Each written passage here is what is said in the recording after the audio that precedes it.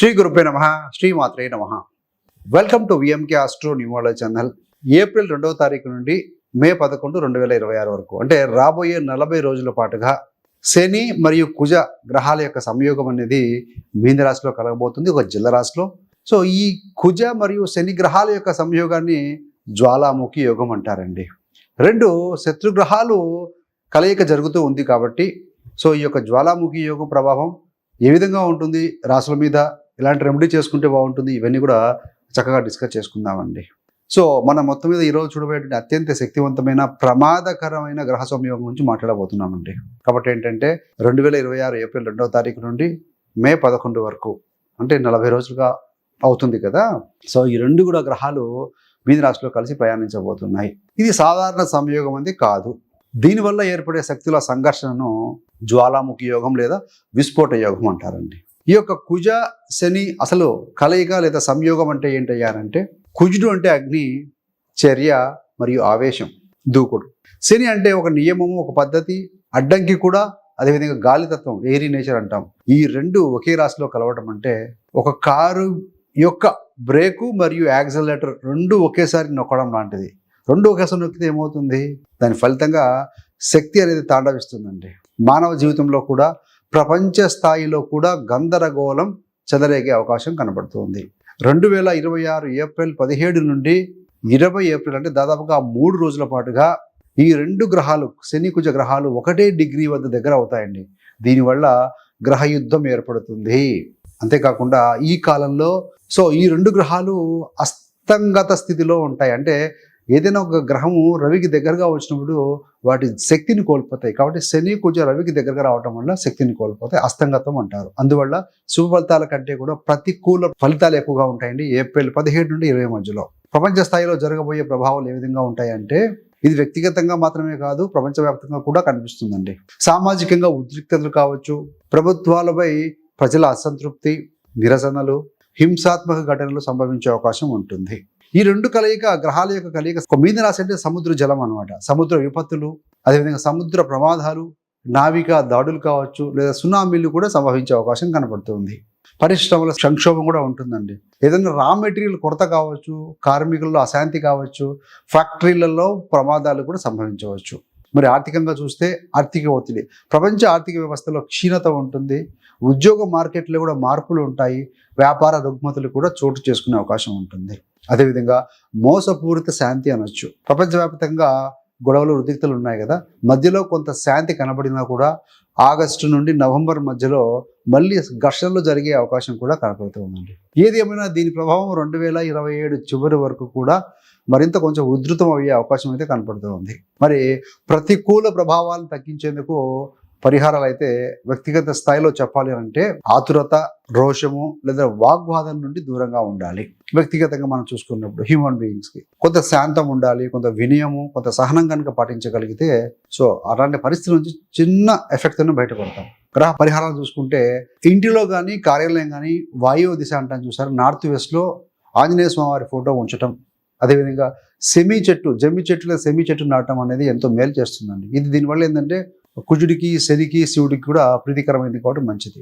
ఒకవేళ రుద్రాక్షల మీద మీకు నమ్మకం ఉంటే సో 7 ముఖ రుద్రాక్ష శనికి, 10 ముఖ రుద్రాక్ష గురువుకి సరిపోతుంది వేసుకుంటే. అదేవిధంగా కుజుడికి 11 ముఖాలుగా రుద్రాక్ష ధరించడం వల్ల ఈ కల్పిక ధరించగలిగితే ఉత్తమంగా ఉంటుందండి. మరి ఈ యొక్క జ్వాలాముఖి యోగం ప్రభావం, విస్ఫోటక ప్రభావం సింహరాశి వారికి ఈ యొక్క శని కుజ కలయిక అంటే విస్ఫోట యోగం అనొచ్చు, జ్వాలాముఖి యోగం అనొచ్చు. ఈ యొక్క గ్రహస్థితి అనేది అష్టమ స్థానంలో ఏర్పడుతుందండి. సింహరాశికి అధిపతి రవి, సింహరాశిలో మక 4 పదాలు, పుబ్బ 4 పదాలు, ఉత్తర 1వ పదం. సో మొత్తంగా 9 నక్షత్ర పదాలు ఉంటాయి కదా, వీరందరికీ వర్తిస్తుందండి. ఆల్రెడీ సింహరాశి వారికి ఏలినాటి శని జరుగుతూ ఉందండి, ఏలినాటి శని. సో సింహరాశి వారికి ఇది ఒక క్లిష్టమైన సంయోగం. ఉద్యోగంలో మార్పులు కావచ్చు, కోర్టు కేసులు, ఏదైనా శస్త్రచికిత్సలు లాంటివి కూడా ఇలాంటి విషయాలు రావచ్చు.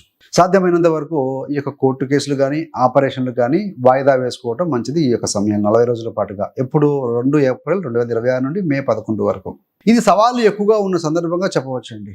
ఎందుకు యోగకారకుడు కుజుడు 8వ స్థానంలో పడ్డాడు. అదృష్టం తగ్గడం, అప్రమత్తత, న్యాయపైన సమస్యలు లేదా హఠాత్తుగా వైద్య చికిత్స అనేది అవసరం వచ్చే సూచన కనపడుతూ ఉంది. శారీరకంగా కానీ మానసికంగా కూడా ఒత్తిడి పెరిగే అవకాశం కనపడుతూ ఉంది.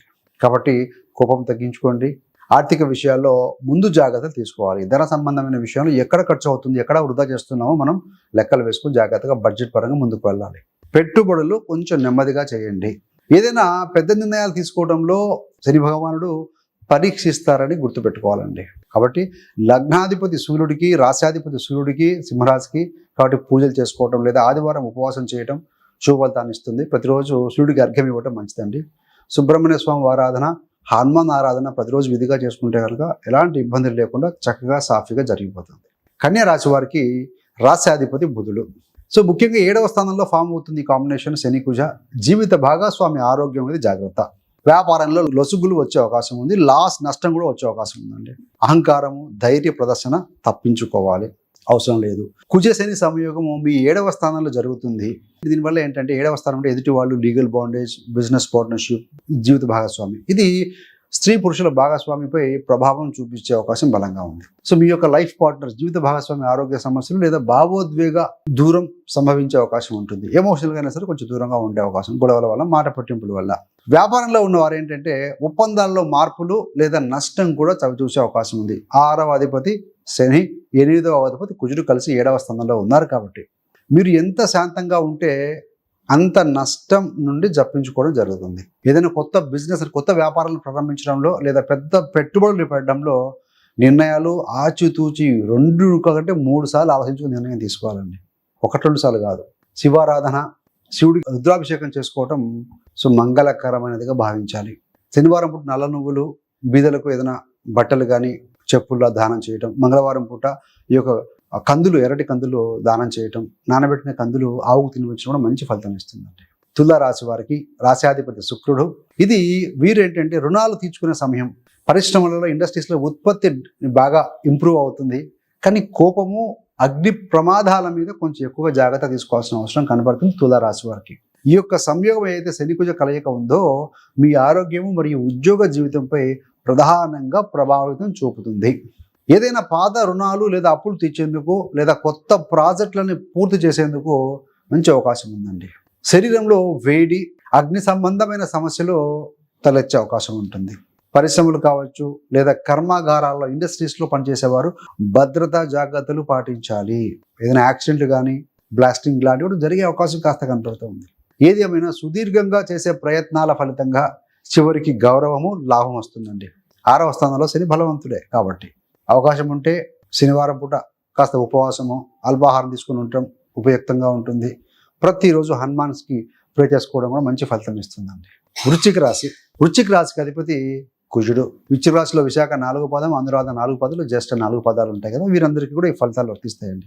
పదోన్నతి అవకాశాలు, అదేవిధంగా ఆర్థిక లాభాలు వచ్చే అవకాశం ఉంటుందండి. అయితే కుటుంబంలో తగాదాలు, పిల్లల బాధలు ఉండొచ్చు. 5వ స్థానం సంతాన స్థానం కాబట్టి ఆవేశంతో నిర్ణయాలు తీసుకోకూడదు. ఇది మీకేంటంటే ఒక శక్తివంతమైన మరియు మలుపు తిప్పే కాలంగా భావించాలి 4 రోజుల కాలం వృశ్చిక రాశి వారికి. కుజగ్రహము మీ యొక్క రాశి, వృశ్చిక రాశికి, వృశ్చిక లగ్నానికి కుజుడు అధిపతి కావడంతో ధైర్యం పెరుగుతుంది, కానీ ఆవేశం పెరగకూడదు. 5వ స్థానం సంతానం కూడా ఇండికేట్ చేస్తుంది కాబట్టి సంతానంపై ఆందోళనలు లేదా వారు తీసుకునే నిర్ణయాలపై విభేదాలు రావచ్చు. పిల్లలు డాడీ, మమ్మీ లేకుంటే ఈ కోర్స్ జాయిన్ అవుతాను, అమ్మ నాన్న ఈ జాయిన్ అవుతాను అంటే మీకు ఇది నచ్చకపోవడము లేకుంటే బాగలేదు అనిపించడం ఇట్లాంటి జరగవచ్చు. కానీ ప్రాజెక్టులలో ఆర్థిక లాభాలు కలుగుతాయని చెప్పవచ్చండి. కొత్త అవకాశాలు తలుపులు తడతాయని చెప్పవచ్చు. ఆ ఆపర్చునిటీస్ వస్తాయి. 5వ స్థానం ప్రేమ సంబంధం కూడా కదా. ప్రేమ సంబంధాల్లో అపార్థాలు తొలగించుకోవాలి. ప్రేమ అంటేనే పరస్పర నమ్మకం, గౌరవం. హనుమాన్ ఆరాధన, దీని ద్వారా కొంత ప్రశాంతత కలుగుతుంది.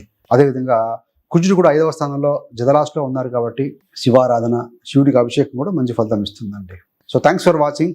మీకు కానీ మీ యొక్క బంధుమిత్రులకి ఎవరికైనా జ్యోతిష్యం నేర్చుకోవాలని ఆసక్తి ఉన్న వారి కోసం 30 days astrology beginners course release చేశామండి. అందులో 30 వీడియోస్ ఉంటాయి. జీరో నాలెడ్జ్తో వచ్చినా సరే, గతంలో జ్యోతిష్యం మీద మీకు నాలెడ్జ్ లేకున్నా కూడాను ఓపెన్ మైండ్గా వస్తే 30 days అంటే మీ యొక్క కంఫర్టబుల్ టైంలో, కన్వీనియంట్ టైంలో కూర్చొని నేర్చుకుని, కంఫర్టబుల్ అండ్ కన్వీనియంట్ ప్లేస్లో కూర్చొని నేర్చుకునే విధంగా కోర్స్ డిజైన్ చేయబడింది. రోజుకు ఒక 45 నిమిషాలు మనకు కేటాయించగలిగితే చాలు. 40 రోజుల తర్వాత మీ యొక్క గోచారము, మీ యొక్క వ్యక్తిగత జాతకం చెక్ చేసుకునే అవకాశం సో ఉంటుంది. చేసుకుంటున్నారు కూడా. జాయిన్ అయిన వారు హ్యాపీగా నేర్చుకుంటూ ముందుకు వెళ్తున్నారు.